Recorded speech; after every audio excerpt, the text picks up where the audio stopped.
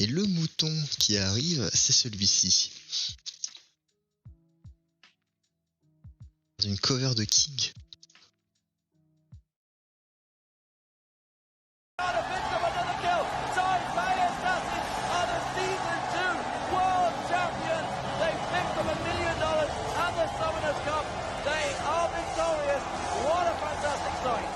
The Season 2 World Championship was one of the most bittersweet events League of Legends fans have ever experienced. On the one hand, possibly the greatest upset in League history occurred in the form of the Taipei Assassins beating the heavily favorited Korean team Azubu Frost in Grand Finals 3-1. But as great as this upset was, there was something really sad about this event as a whole. Namely, Season 2 Worlds was incredibly small. We only saw 12 teams attending from 6 total regions. Of these teams, the top 4 were given a direct seed into a playoff bracket, while the other 8 were placed into a group stage. Here in groups, these teams would then play a single round robin, only 3 games each, to decide who advances to the bracket and who's sent home. The qualified teams from groups would then battle the previously seeded teams in a single elimination bracket to determine who's world champion. This is a really short event that doesn't really have many games being played, which is kind of disappointing for one major reason. Namely, Season 2 Worlds was the last big international competition before the LCS era of League began. From Season 3 onward, the majority of all League events would just be local leagues that competed within each region. Little to no international competition. Oh, si c'est pas beau ça. Oh, si c'est pas beau ça. Occurred except for a world championship at the end of every year, which this lack of international play got so frustrating for fans, they eventually complained enough that Riot created a new event halfway through each season called the Mid-Season Invitational. This future that lay ahead meant there was a really sad undertone that permeated throughout Season 2 Worlds. The thought that we wouldn't be seeing undertone that permeated throughout all. This future that mais je crois que cette personne-là, c'est Yellowstar. Hein. C'est Yellowstar qui est en train d'engueuler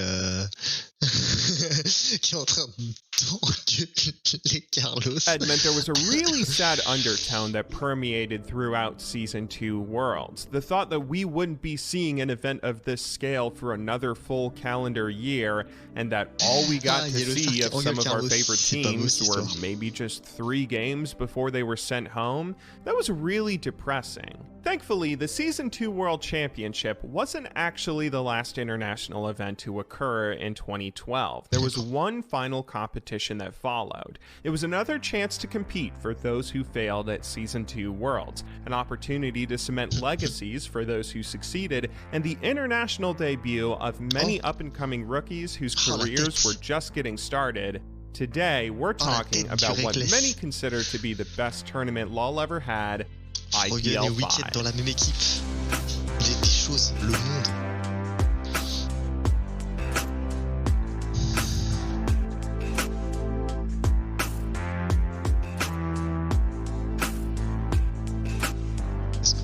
Je me suis occupé de ce qui faisait plus vieux.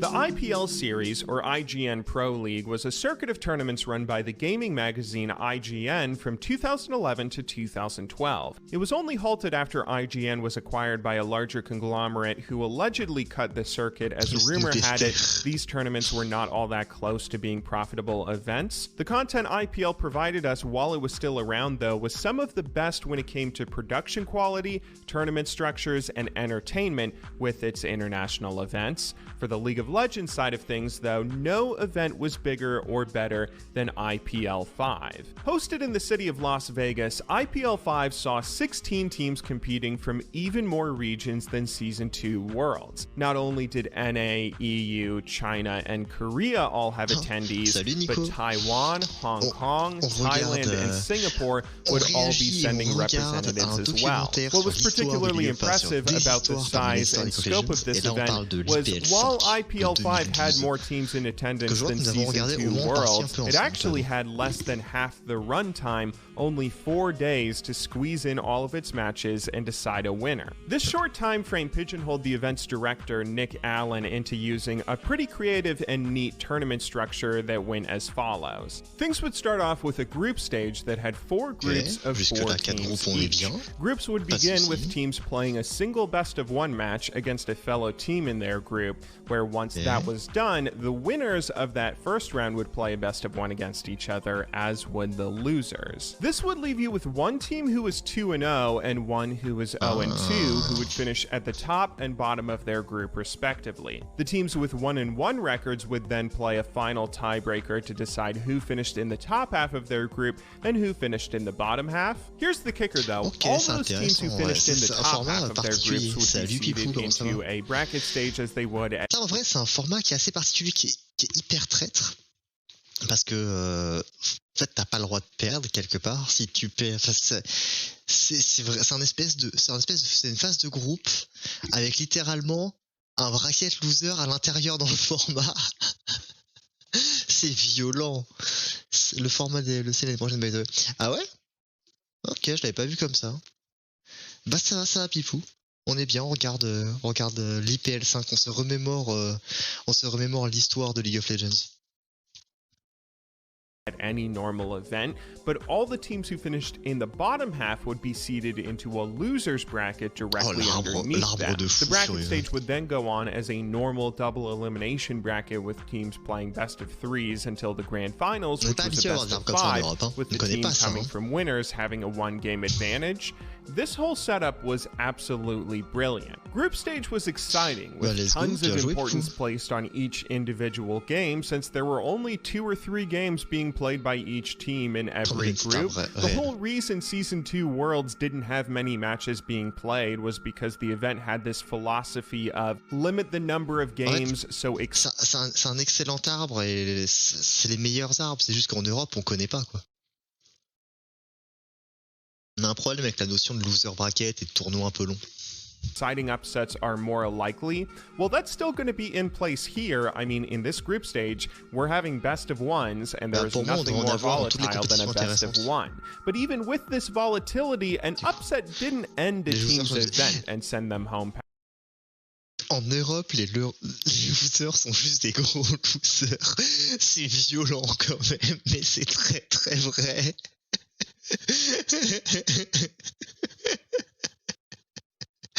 Ah, c'est violent, mais c'est tellement vrai.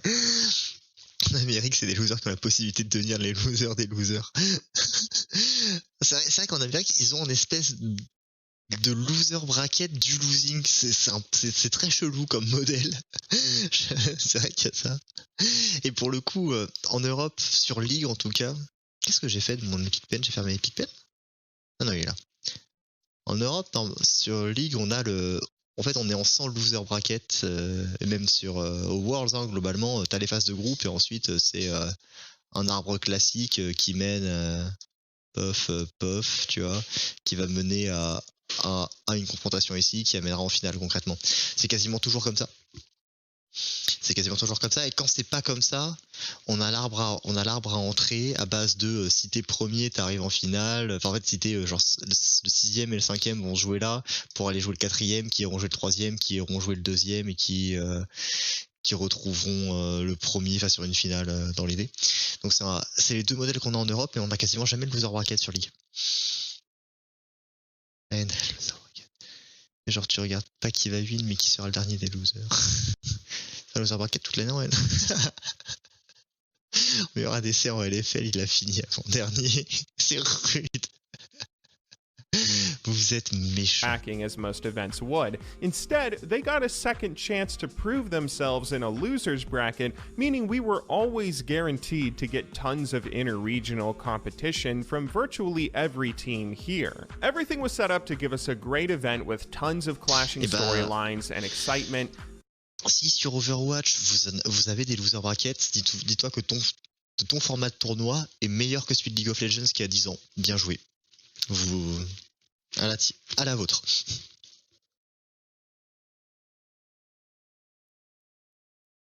Nous, on a juste des losers. T'as pas le droit à une deuxième chance, t'as le droit à rien. Now all T'as that was perdu. left was for teams to play their matches, and oh boy, those matches did not disappoint on the entertainment factor. If we were to sit here and discuss every single storyline that occurred, this would probably turn into a 10-hour video, so instead, I'm going to just highlight the 4 biggest narratives that fans got to see throughout those 4 days, starting off with the oldest rivalry in LoL. The top 2 North American teams in attendance were the oldest organizations in the history of professional league. LoL paraît presque Elsie à côté d'Overwatch sur le compétitif, ouais. Mais je pense que c'est juste parce que, en fait, Overwatch a trop vite montré ses faiblesses, là où LoL arrive à utiliser encore du beau maquillage. Le maquillage de LoL est plus efficace. Il raye moins vite, en fait. Et du coup, ça joue. Mais je pense que c'est juste ça. Hein. Mais sinon, je pense que fondamentalement, les deux écosystèmes sont pourris à la base. Juste, League of Legends a une meilleure carrosserie.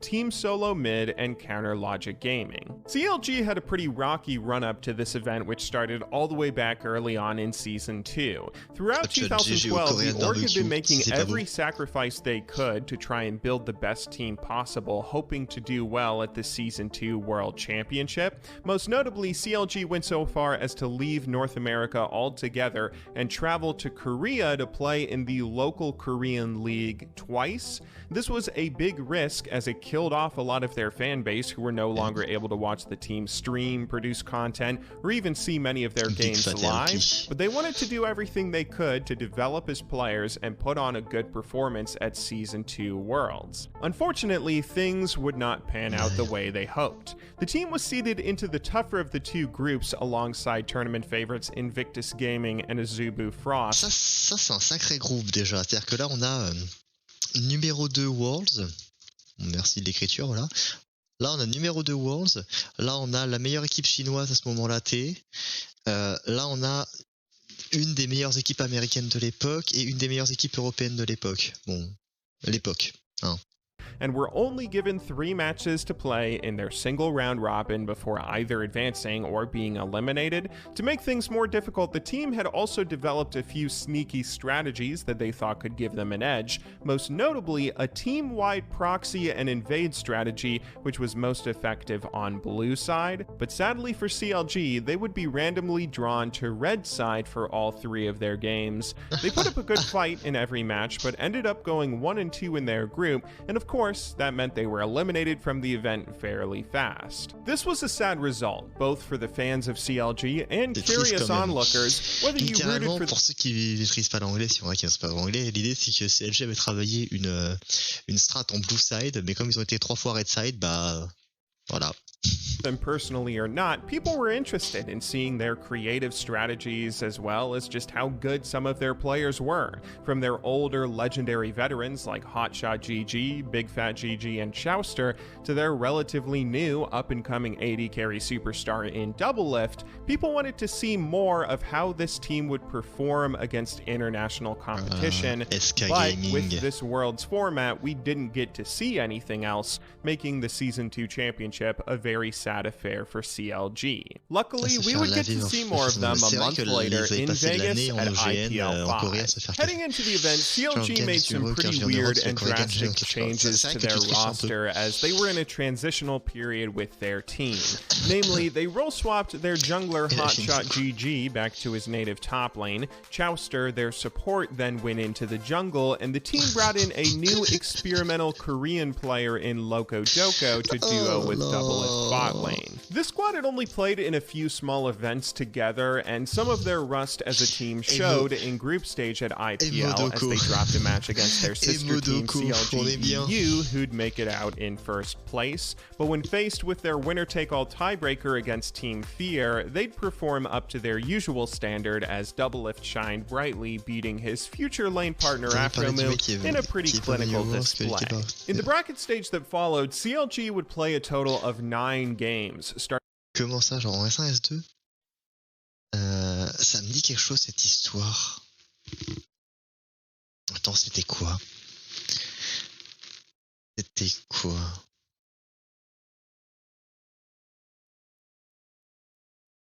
Ça me dit quelque chose cette histoire. Starting off by winning a series 2-1 against clg.eu, where in a super tight and decisive Game 3, Doublelift would snag a pentakill in the final team fight to win CL. Il y a eu les Worlds, un mec qui est pas venu au tournoi, et s'il n'y a pas un mec bon au jeu, ils ont ramené un gars diamant de la salle. Après, à l'époque, le diamant était le plus haut niveau, donc GG. Et c'est peut-être, je sais qu'il y avait une histoire comme quoi Peki était arrivé en retard à des Worlds, etc. Mais je savais pas qu'ils avaient dû recruter un mec. Ok. J'étais pas au courant de celle-là. Où ça me dit quelque chose, donc j'ai dû le savoir et j'ai oublié quasi instantanément du coup. Je la descends dernier, clg the game. And there is a little just to keep the rest of Curse away. There's Shen go down and show the frontline tanks are now gone. Sona only getting is exhausted, but still doing damage. Extinct. Wait for the reason. Big Fat very low. But Toy King helps it up. Granted, outrun one shot, taking down Oriana, helping a little bit from the turret and Doublelift somehow. Je n'ai pas la moindre idée pourquoi. Qu'est-ce que tu veux amener comme discussion, bon Yellow? Je ne sais pas, là je vais faire ça, au moins ça va durer 1 heure, déjà sûr. Et après, je sais pas encore. Peut-être que je vais continuer genre sur The Witcher 3, peut-être pas, pourquoi?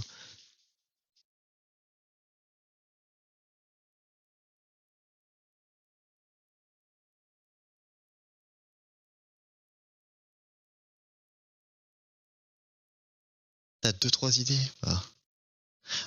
On verra, ça va dépendre de comment évolue le stream. Peut-être même que je couperai pour relancer un stream plus tard. C'est pas impossible non plus, on verra bien. Et ben, je te tiens au courant de quand j'ai coupé le stream, ok?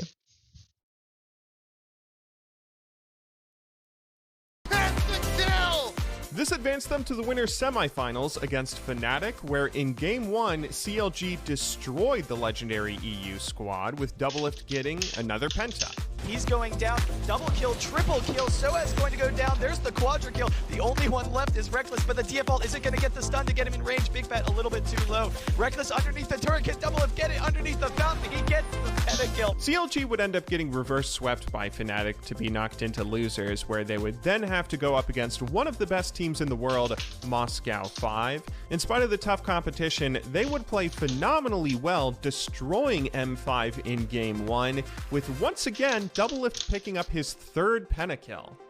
And then Doublelift picks up the kill. They turn back in. A massive grasping roots twisting advance straight on towards Ghostly Pepper and Darian. Genja off at the side, just about respawn, but taken straight down. It's a triple, it's a quadra. Can he go for the penta on the for it? They're going for the penta on the fountain, but no, the shutdown comes out. One more shot, will it be enough? Instead they the true shot barrage misses. He fountain died. He gets the penta, but it was too late. And it just turns into an ace. They did everything they could to get that penta. And they're just saying, hard shot. Finish the game. CLG would drop the next 2 games in the series, getting eliminated with a tied 5th place finish, which must have been disappointing for the squad, but this was a monumental success for the team and their fans. They came into this event with a really strange roster, but managed to go toe-to-toe with some of the best competition out there, beating a few of the best teams in the world in very impressive fashion. Even with them finishing outside top 3, CLG fans, for the most part, were overall happy with this result, if for no other reason than they got to see their favorite team play. This wasn't a short event like Worlds, we got to see all the highs and lows of this squad as they played a total of 12 matches over the course of these 4 days.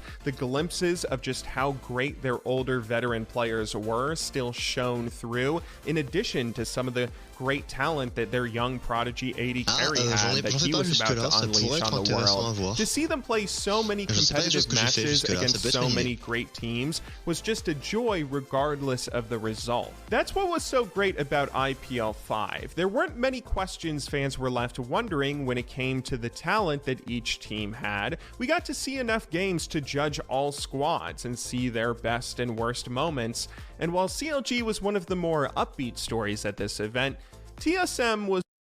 Ça c'est beau, ça c'est des... Là, il y a des noms là. Que de peut-être marrant, j'aimerais voir si statistiquement il y a des trucs où je suis giga naze. One of the more downbeat ones. Ça pourrait être un truc intéressant à faire, peut-être plutôt la semaine prochaine de mon côté, went in a fairly mon planning different est à peu direction près from other pour NA demain et après-demain. teams. Rather than spending time preparing je for Worlds note, je prends ça, internationally ça peut être in vraiment intéressant Korea, pour lui. as many other Western orgs were doing, TSM... Oh là, Oh, je viens de voir des noms. Oh. Le StarCraft fan en moi vient de... Ouf. Oh, je me sens... Ouf. Ouf, c'est... Ouf. Oh. Là, pareil, hein. Ouf. Il fait chaud ici, hein. Je sais pas vous, mais... Il fait chaud ici, je trouve. C'est... Ouf. chose instead to stay behind and try to win local NA tournaments, a task a bit easier since their toughest competition wasn't there. One of the biggest reasons they decided to do this was they recently signed a year-long lease on a gaming house in New York, which they were using as both a hub for practice and content throughout the season. To their credit, they did manage to dominate the local competition leading up to the Season 2 regional finals, where they got the #1 overall seed from North America heading into Worlds. But after being given a bye through group stages and getting seeded against Azubu Frost in the first round of bracket, they would be eliminated after playing only 2 matches the whole event. Couple this with the fact that there were cheating allegations against Frost, who had one of their players turn around during the match to see the minimap at level 1, allowing Frost to dodge a TSM invade, and there was a big question mark on how good this team really was. TSM could easily be the best team in North America still, only losing early in Worlds because they were matched up against the tournament favorites in the first round, who also got an unfair advantage in Game 1, or they could also just be overrated, only good at dominating North America domestically and unable to hold a candle to international competition. Well, thank goodness for IPL 5, because again, this tournament gave us more games, which led to clarity in answering those questions. TSM's tournament started off similarly to CLG's, with a 2-1 record to make it out of groups in the winners bracket. Je regarde la map une fois first.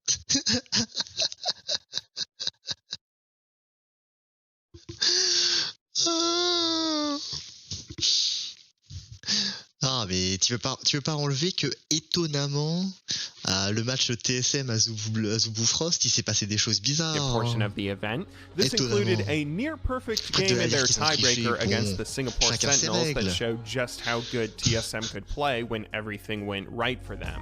As he takes on Urgot, chose to turn on the Chally, but he's taking some tower hits, he decides to back up, hits minions once or twice, leeches his life back, goes back in, there's a triple kill being acquired for Chaos. Can he get the quadra before Soraka goes into the fountain? No, he cannot. He does not want to dive in there with Jax as well. That would almost certainly be death for him. Instead, he's just going to win the game. TSM going out in style, 12-0 against Singapore Sentinels, showing them how it's done and getting into that winner bracket matchup. Once in the bracket stage, though, things would begin to get a bit more difficult.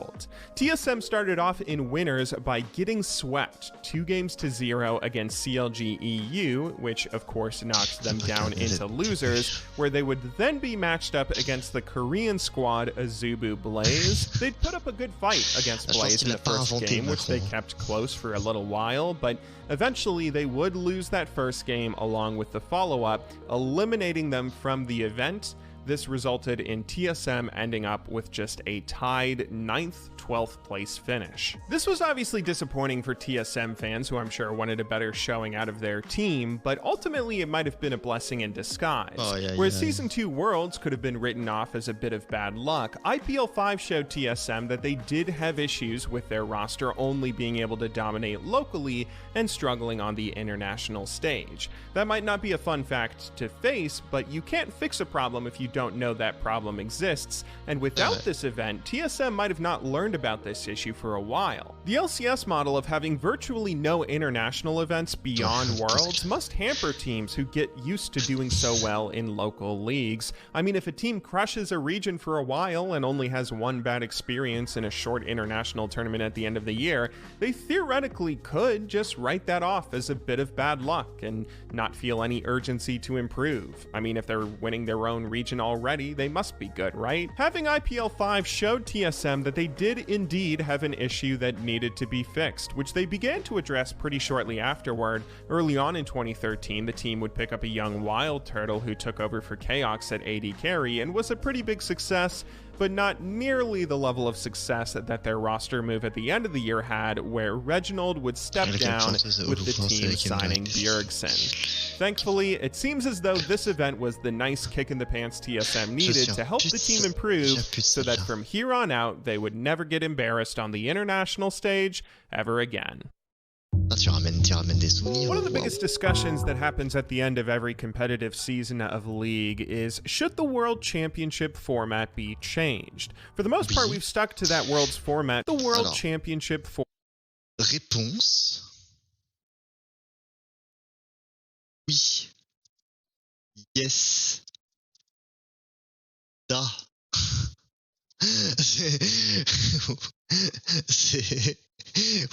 Oui, le format des championnats du monde doit changer. Kyoto, un gars, il proc le shield de la Malmortus et du coup réussit quand même à back et à défendre sa base et du coup il perd. Alors, je crois que c'est normal dans le jeu.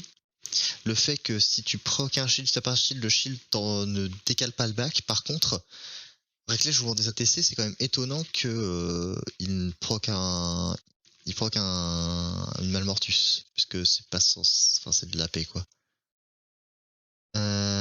Mais l'idée est là, dans le jeu c'est normal. Si ton reset n'est pas cancel si tu tapes dans un shield.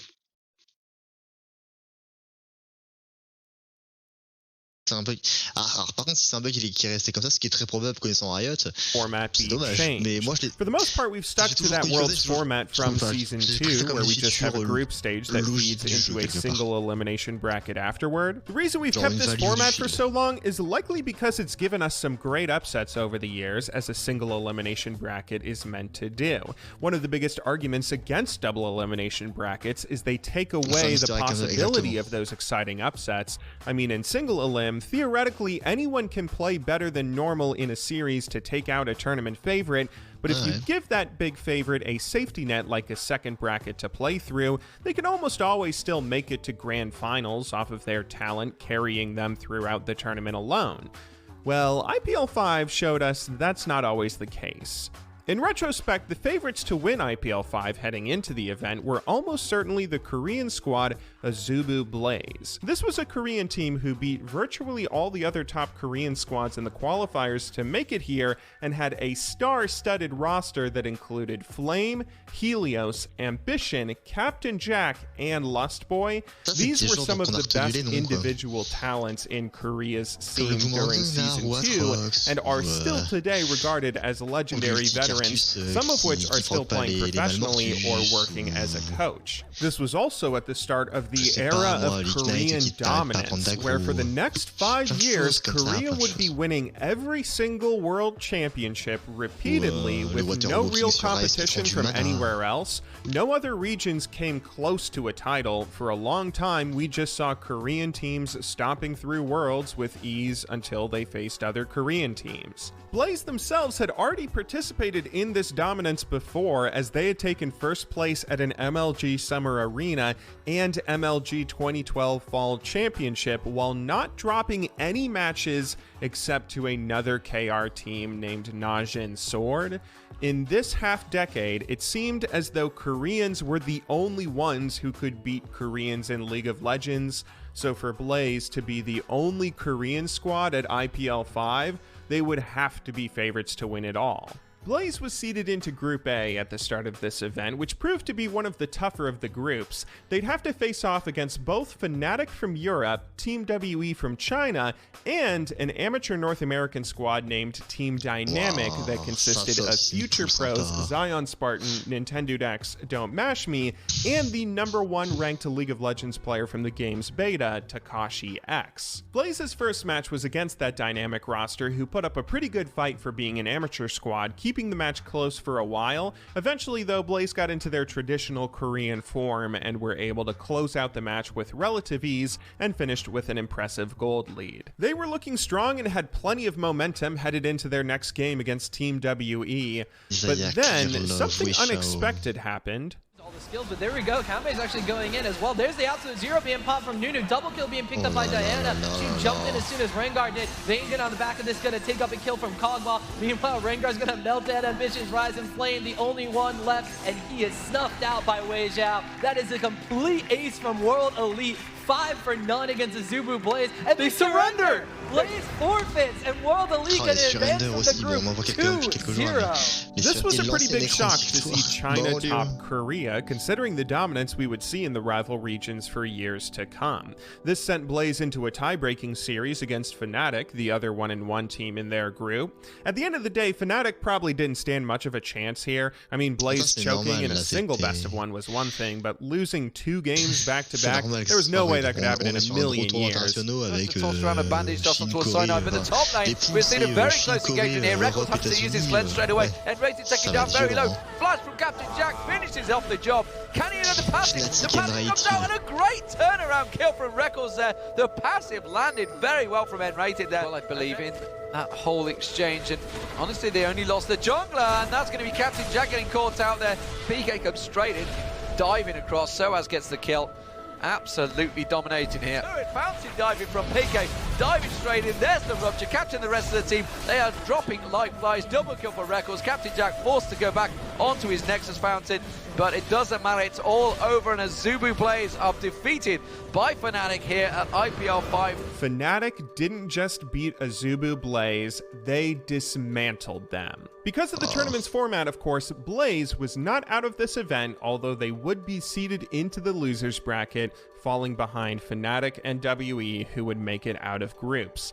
Blaze would have a pretty tough route for making a comeback happen, since the losers bracket did have a considerably harder path compared to winners, but for a dominant Korean squad of their level, it was certainly a possibility. They started off getting some momentum early on with a 2-0 sweep of Thailand's Blackbean, followed by their 2-0 sweep of TSM. At this point, it was difficult to argue that they didn't have the talent and momentum to continue this streak all the way to a deep run, potentially to grand finals. But then, Moscow 5 got in their way. Hanging around there by the red. He's got Nunu coming in as well. He does have the smite. Oh, and he's going to smite it. Helios now in trouble. Where's the cleaver at? There's the cleaver. First blood for Moscow 5. Gotta run back. They're going to move in. Helios taking a lot of damage early on. Alex roaming around. Who's going to fall first? A nice crescendo goes off. There we go. Alex picks up one. Kicks down. And Ambition's going to fall as well. It's 2 for 0. Love's Boy caught an absolute 0. This is going to be 3 right here. And they are mopping up a Suivez. Là, ça devrait être mieux pour tout le monde, non? And only Flame gets away from that fight. What a fight. The Zubu can't start a fight at Voilà, il y a juste que demander. Shockwave coming in. Gosu Pepper going to get caught. He actually got the crescendo off before he went down. There's the Ezreal ultimate as well. Avant dans mon stream, on n'entendait pas assez la vidéo, du coup j'ai changé ça, mais maintenant on entend trop. Faut trouver l'équilibre quoi. Coming out for Jax. Now Darian may have some trouble of his own. He actually flashed away. Counter-strike gun is stunning him up. The entire team of Azubu Blaze is hammering away on him, and he may have a load of health. Mais ça a l'air d'être un match serré. Un jour on regardera ces games-là, je pense, pour être What a fight for Azubu Blaze. And that's a perfect Pepper. This could be bad. Nocturne going to go in there. That was a decent crescendo coming down. Actually, they're getting hit here by Alex Hitch. A good amount of damage from the back. What a play out of Alex Hitch. They didn't expect that one whatsoever. There's a Zonya's hourglass pop. Alexis qui donne avec sa Zaira, Darien avec Renekton, Darien qui est en 4-1, notez ça, ça c'est rare pour être noté. Salut Willer Gamma. They pick up 3 and take down that Comment ça va? turret as well. That's all turrets down now outside of the base, but the fight's going to kick off. Flame going low. There's a Zyra ultimate. Ezreal ultimate comes across brilliantly as well. Ambition pops his Zonias. He's got a Guardian Angel in there as well. Flame's Guardian Angel was popped. This should be 2 kills straight after one another. There we go. Ezreal and pick them up. Captain Jack is one of the last hopes. They're trying to get as much health up as they can before they go in to try and rescue the Nexus. The turrets are down though, and Moscow 5 are going to take out the Azubu Blaze here in the IPL 5 lower bracket and move on to play CLG Prime. Et Yellow, je suis pas sûr que ce soit le même Willer Gamma que tu penses que c'est. Après, peut-être que c'est moi qui me trompe du coup. This meant the Korean powerhouse would be eliminated with a tied 7th, 8th place, finishing lower than not just Goliath like EU's M5, but even perceivably weaker teams like North America's. Il y a un Gamma Wheeler sur mon stream. Et il y a Wheeler Gamma. Et autant Gamma Wheeler je le connais, autant Wheeler Gamma je ne sais pas. Alors peut-être que c'est le même, peut-être que tu n'es qu'une seule et même personne. Peut-être que tu tends des pièges comme ça sur 2 comptes Twitch différents. Peut-être. Ou peut-être je suis une autre personne avec une aspiration similaire. clg. This is what made IPL 5 so fun. Its structure gave us some really crazy upsets like this, which were really exciting to see live, but they weren't just manufactured upsets through a bad tournament structure or something. Mais du coup, je pense que Yellow connaît Gamma Wheeler, et non pas toi en tant que Wheeler Gamma. Qui est une autre personne, vous êtes deux personnes différentes. Profitez pas pour ça, votre Gamma. Oui, du coup, c'est le gamma de l'écho.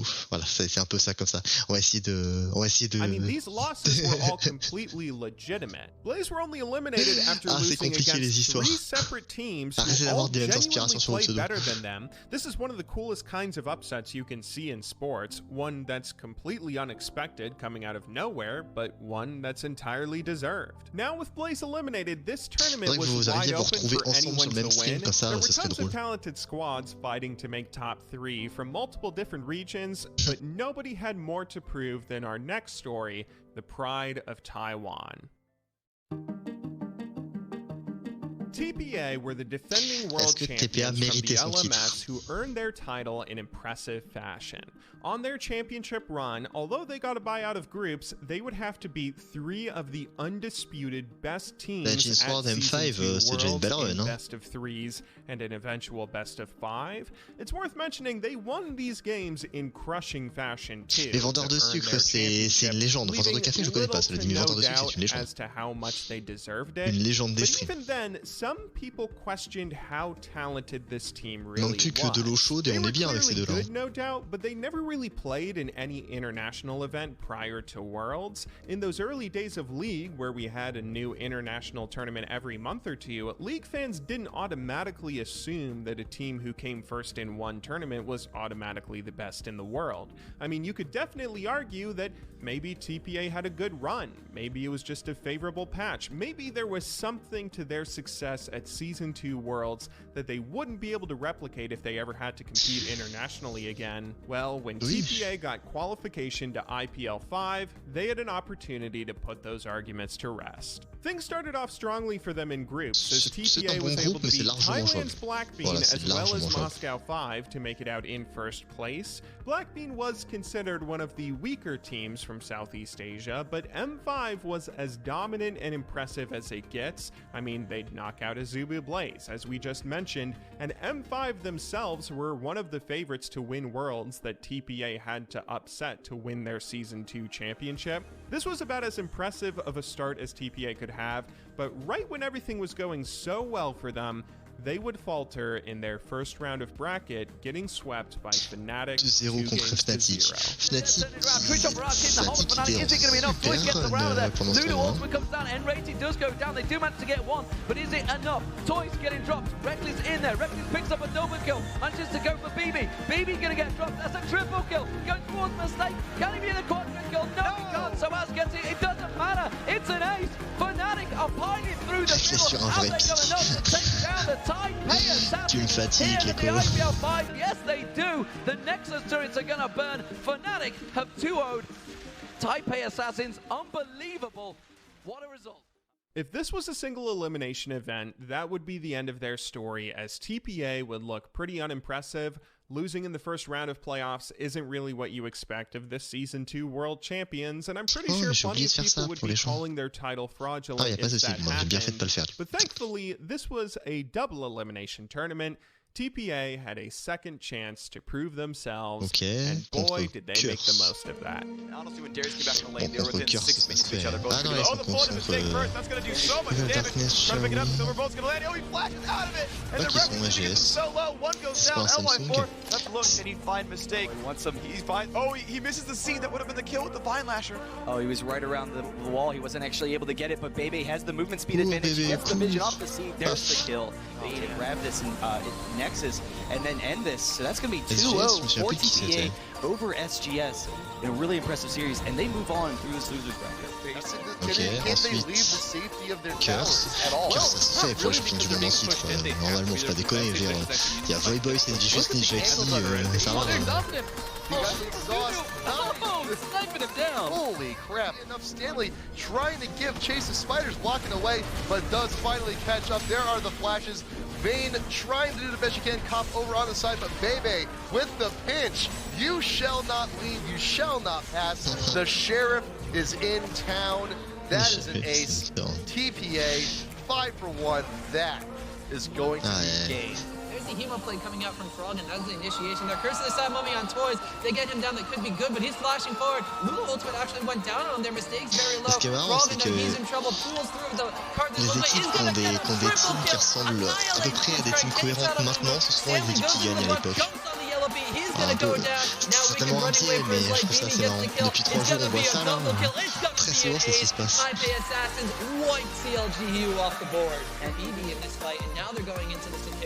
No one from CLG is up for 15 more seconds. It looks like they're marching onto their Nexus towers. And it looks like Taipei Assassins, your Season 2 winners, they're going to win against CLG.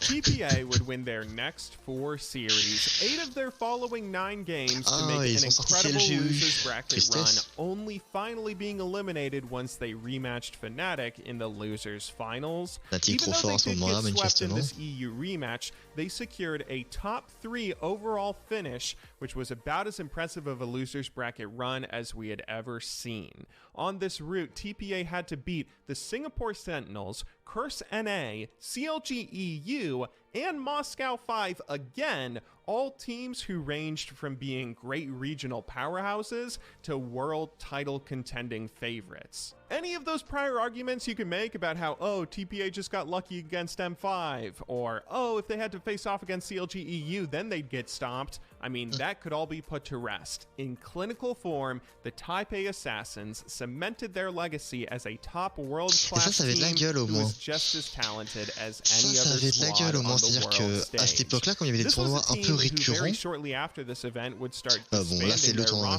ça permettait de cimenter les choses. Est-ce que TRX est capable de regagner un tournoi là dans un mois? Pas sûr. C'est pas si one qui le gagne ce tournoi-là. World title similar to that of Season 1 Worlds, but thankfully to this event and its format, we got to see just how good this team really was and how impressive their talent could shine in its era. But at this point, I think we've talked enough about these lower bracket stories. Let's go ahead and talk about the teams who made it all the way.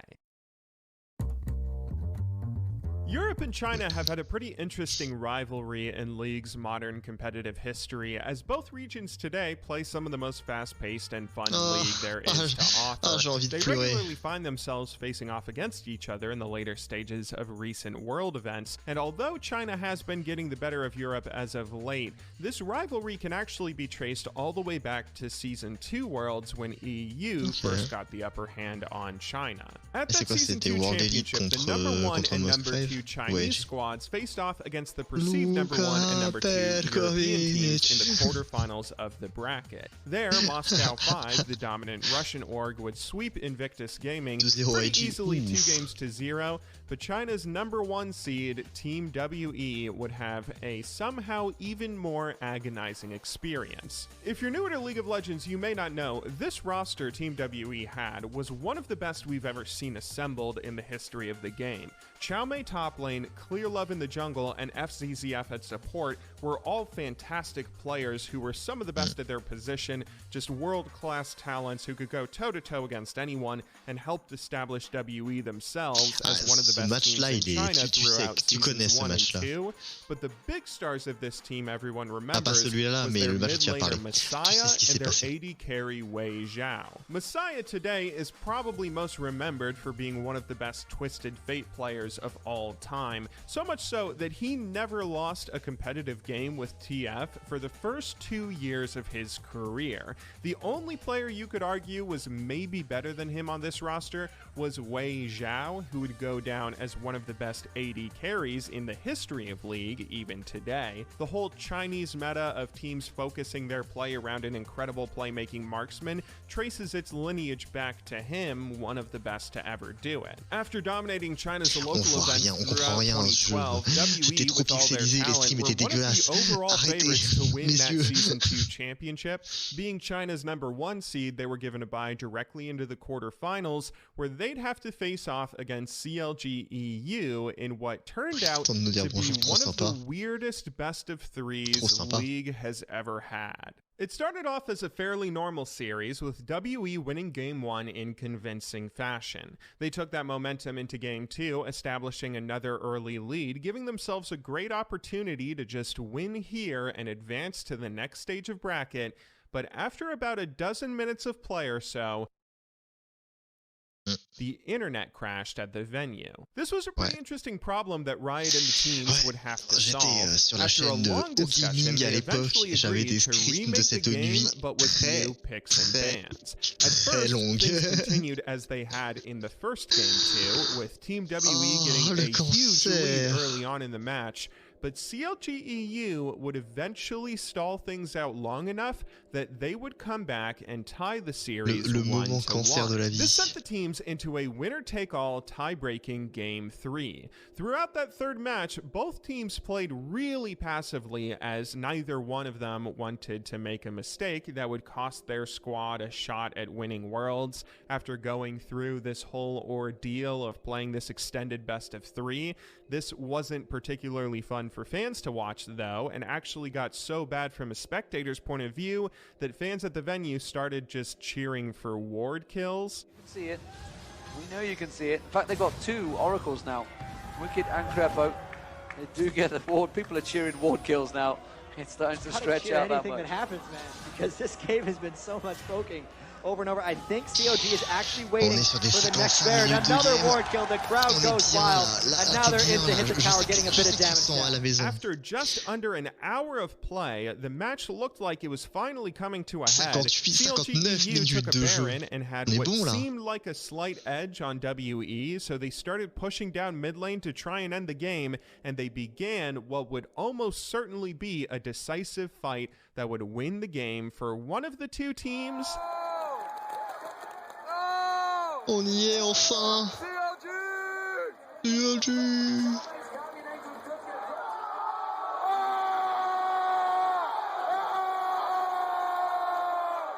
But then the internet crashed again. Right when the series was about to close, we were back to square one. Oh, no!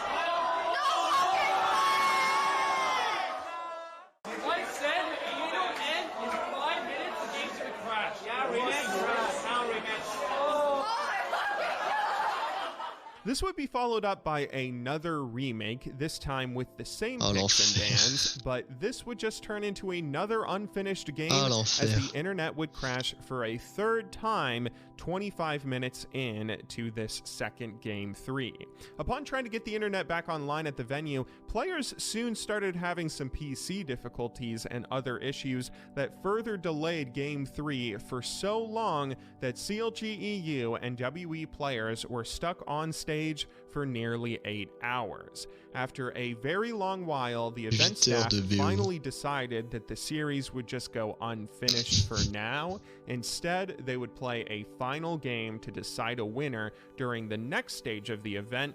During the day, the semi-final games were also being played. This was obviously not the kind of international experience WE wanted to have, and would be made even more disappointing by a very close loss in that decisive Game 3.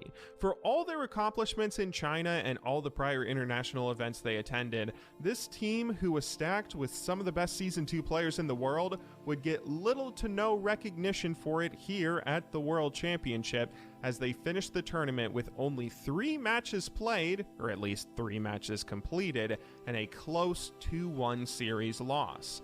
Naturally, when WE qualified for IPL 5, they went in hoping for a better experience, as this might be one of the last chances for this roster to prove themselves on the international stage. Meanwhile, on the other side of the globe, Europe was having its own interesting storylines develop throughout that 2012 season, the biggest of which was the emergence of Moscow 5 and clg.eu as 2 teams who were the best in the world at times. This cast a bit of a shadow on some of the other older European orgs who had been in the scene prior to them.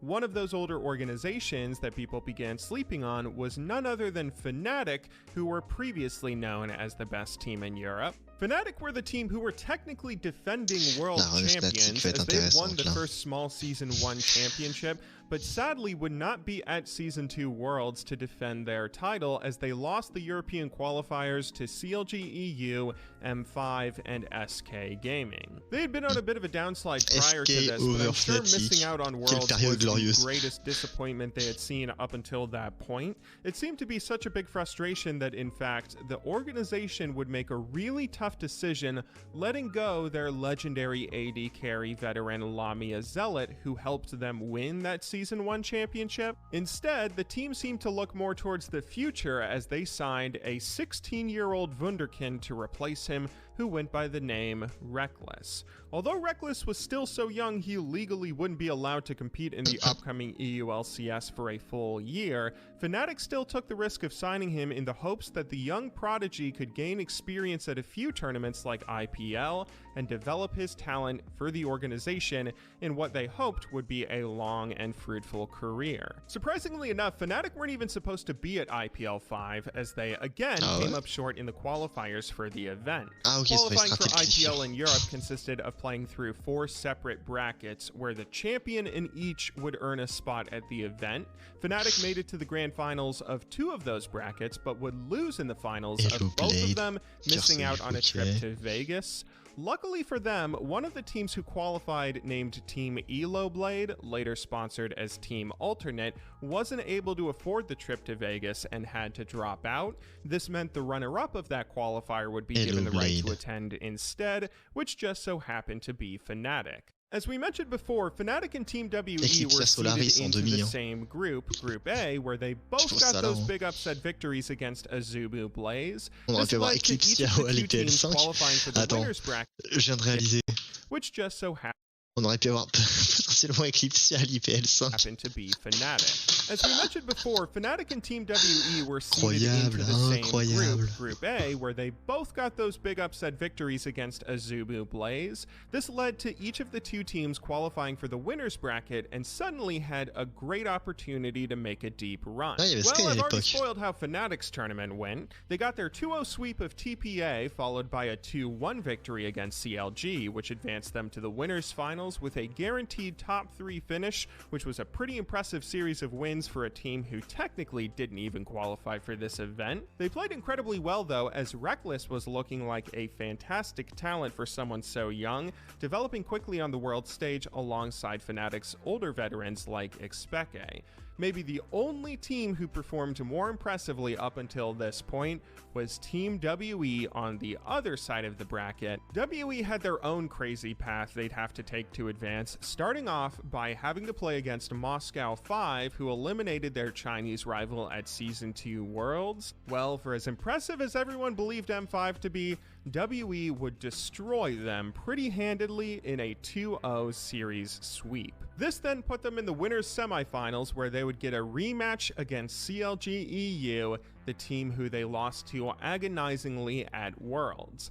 Nobody remembered that series better than they did, as in Game 1 they demolished CLG with a gigantic snowball victory that wasn't all that close and must have felt like a nice piece of revenge for them, but this CLG team was still incredibly talented and put up a great fight in the following game. If there was one thing clg.eu was known for in their playstyle, it was an ability to drag out a match and scale into a crazy late game, so when they got a great scaling teamfight composition in Game 2, with Rumble top lane, Amumu jungle, Lee Sin mid, and a Kog'Maw Zyra bot lane, they were in their comfort zone. After successfully making it through the first 20 to 30 minutes of the game with relative ease, it looked like they were going to be able to pick up a victory and force a Game 3. Every teamfight started going clg.eu's way as they picked up more and more kills and gold, eventually transitioning their lead into objectives, getting as far as WE's Nexus turrets. WE's comp, on the other hand, didn't really stand much of a chance against them anymore in a straight-up teamfight. The only way they'd be able to win now was if they could do something creative. Sneaking around with an Oracle, so he knows if he gets seen by wards or not. Gonna try to clear off this inhibitor. This could be a base racer. CLG's gonna have to go back right away. Doing as much damage as they can here, World Elite, but that inhibitor is going to fall. Chalme is up there as well, and he is... that inhibitor spawned on him. That's not the ideal situation, but he's gonna take it out. And CLG starting to back away. I think they realize that they can't keep going with this one. See them portaling back. Frog and stop. WE to stop everyone from CLG from backing. They have to get up. He's back to get up to stop CLG. Ultimate going in. Chalme is on the tower. He is on the tower as they take down the other one at the other side there. CLG, they are backing. Let's get back over towards Chalme, and they are going to stop them from backing as long as possible. The fight is going to kick off. Rogan is in there. Let's have a look at the base. We need to see that. Chalme is sitting down. He's going to get GA popped here actually as Rumble comes in there. They're going for a free inhibitor, then they might end up backing off. But again, Xiaomei going for that exposure to him and Ezreal. Are they going to try to stop them from going back? There's the Reverie. Here it comes. Wicked have gone back. It's going to be way down straight on towards that turret. And Yellow P's going to have to go back and defend this one. COG trying their best. Actually, that true shot barrage nearly landed. Can they get on towards the turret? They're actually doing damage on towards the turret. Wicked's going to get taken low. Wei Xiao on towards Wicked. Yellow P is back. He gets in time. Has he got enough to burn down Xiaomei? He's got the slowdown on him. He's got that red buff. One more shot should do it. No, he popped the GA. He got away with it with murder. I do not. CLG aren't safe in this position. This is very dangerous.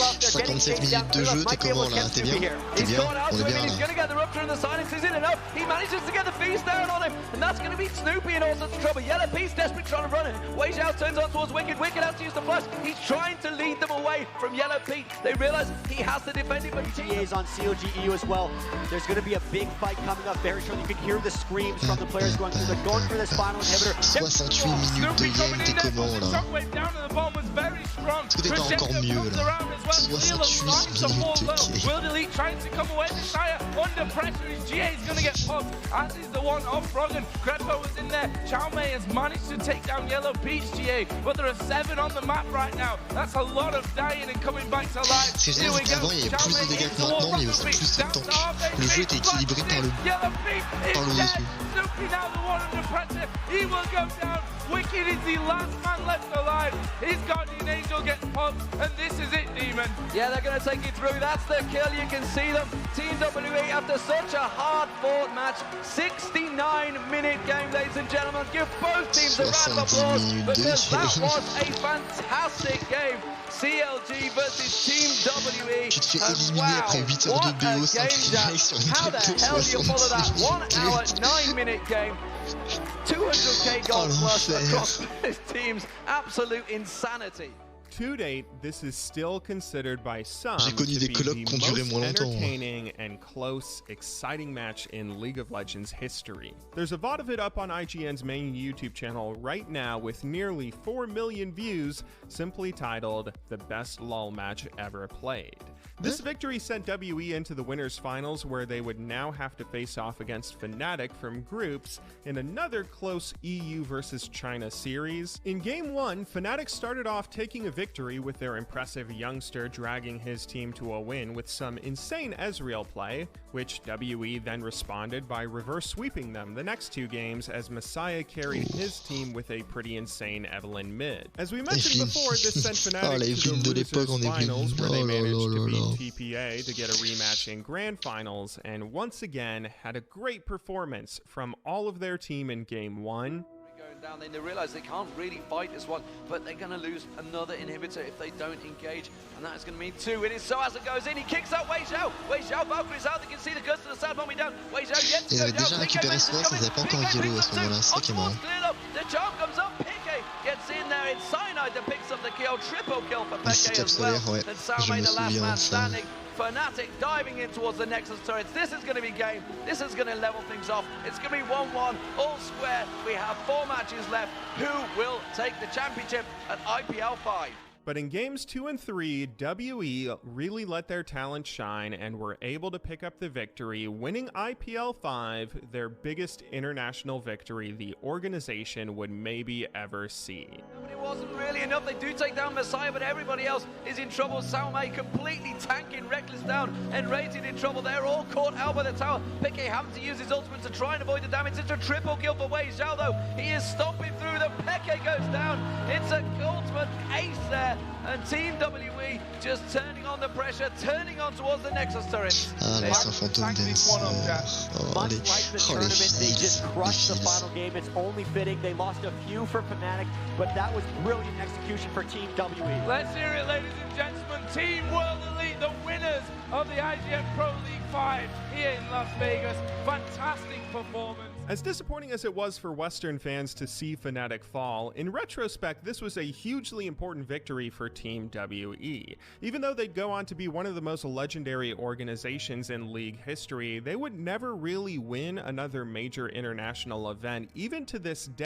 After IPL 5, WE began to fall into a bit of a tailspin. The Chinese League, the LPL, was starting up soon, and although they were one of the hottest and best teams going into Season 3, WE would never win a single LPL split with this original roster. It wouldn't be until 2017, nearly 5 years later, that they'd snag a championship in the Chinese League, at which point all these legendary players were long gone. This is what was so neat about some of these independent tournaments in the early years of League. Even if a talented roster disappointed at one event, there would always be another tournament a few months away they could find redemption at.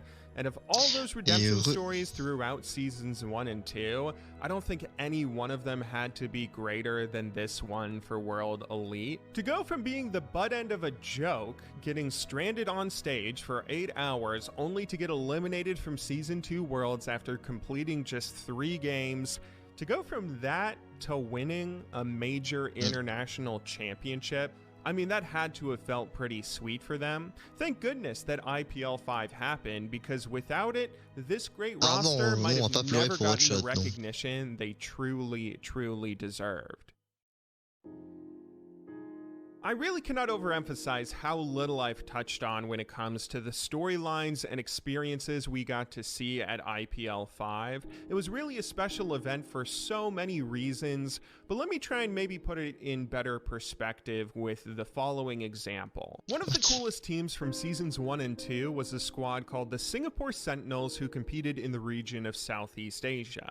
What made them so interesting was, in spite of the fact that this roster was made up entirely of players from Singapore, a tiny city-state nation with only about 5.5 million people, somehow they turned into one of the best League of Legends teams this region would ever see. In the inaugural Garena Premier League, the Sentinels were one of only 2 teams to get wins against the eventual world champion Taipei Assassins. TPA won that league, but beyond that, Singapore dominated every other competitive team who represented nations with far larger talent pools and populations than them. Part of the reason this squad was so good was their fantastic mid laner Chawi and their multi-role talent Darkness, who had been playing League of Legends together since the 2010 World Cyber Games, the very first tournament League ever had. Chawi in particular is one of my personal favorite players of all time. He was not only one of the best players from League's early history, playing professionally for nearly 9 years, now working as a coach, but he's also one of the best multi-game talents in esports history, as he competed at the very first Dota 2 International, making it to a top 3 finish with another all-Singaporean team. The reason I bring this team up is the Singapore Sentinels were one of the many teams who barely missed out on going to Season 2 Worlds. They were upset in the Southeast Asian qualifiers by a Vietnamese squad they had previously sent to losers bracket, but with a loss in the grand finals, it seemed as though they might have missed out on their one and only shot of playing on the world stage, at least if it wasn't for IPL 5. SGS was able to win their IPL 5 qualifier and had a second chance to showcase their talents in front of the whole globe, which they took full advantage of. In their group stage, they'd pull out a win against Pobelter's team Meat before sadly choking in that tiebreaker game against TSM. But of course, because of the tournament structure, they would get to play more games. In their losers bracket match, they were seeded against an all Hong Kong squad from the LMS named Team Iceland. Iceland was one of the worst performers in group stage, but still had a very talented roster that didn't drop a single game in their own qualifiers to make it to this event. This best of 3 they played against each other was a really fun thing for fans fans to see. Chawi got to play on the international stage, crushing with an impressive Katarina mid-game 1. Darkness put on his own impressive jungle performance, getting a combined KDA of 2, 3, and 27 on his supportive Jarvan jungle. Not to mention, this series could be seen as a fun little city-state war between rival league regions of Singapore and Hong Kong. When the series was all said and done, the Singapore Sentinels would come out victorious with a 2-0 sweep, advancing in bracket to face TPA, who would eliminate them with their own 2-0 sweep and finally ended their tournament run. But honestly, this short little run SGS had, with their legendary roster and the strategies they used and their results against each region and the importance it had in their squad's history, I mean, I could make a 3-hour video just talking about all of their experiences at this event alone. That's how rich their IPL 5 story is, how important these matches were, and just how much there was to follow. And look at what a small note they played in this gigantic symphony. En vrai, il y a des trucs à raconter sur Curse, il y a des trucs à raconter sur TPA, des trucs à raconter sur Azubu, clg, M5, tous. Plein d'histoires à raconter. IPL 5 wasn't perfect. Like all tournaments, its structure had its flaws. WE only had to beat 3 European teams to be crowned champions. Only playing best of 3s meant potential comeback victories ended early in 2-1 or 2-0 sets. And on top of that, some of the teams here were still eliminated fairly quickly, only playing 4 games in total before being sent home, which wasn't that much better than the 2 to 3 game minimum at Season 2 Worlds. But IPL still gave us such a great event in its final tournament. I mean, it didn't just give us more games or more inter-regional play, but it gave us more chances for these teams to add to their legacies and prove their talent. It gave us a better assessment of who was really good and who was about to crush the competitive scene, but most importantly of all, it gave us stories that we otherwise would never have gotten a chance to see. There may not ever be another international league event with this exact structure, or with these kinds of upsets, this exciting bracket, or this many narratives to follow, but whatever the future holds for League, we will always have its past, and IPL 5 will always go down in history as one of the best tournaments League of Legends ever had.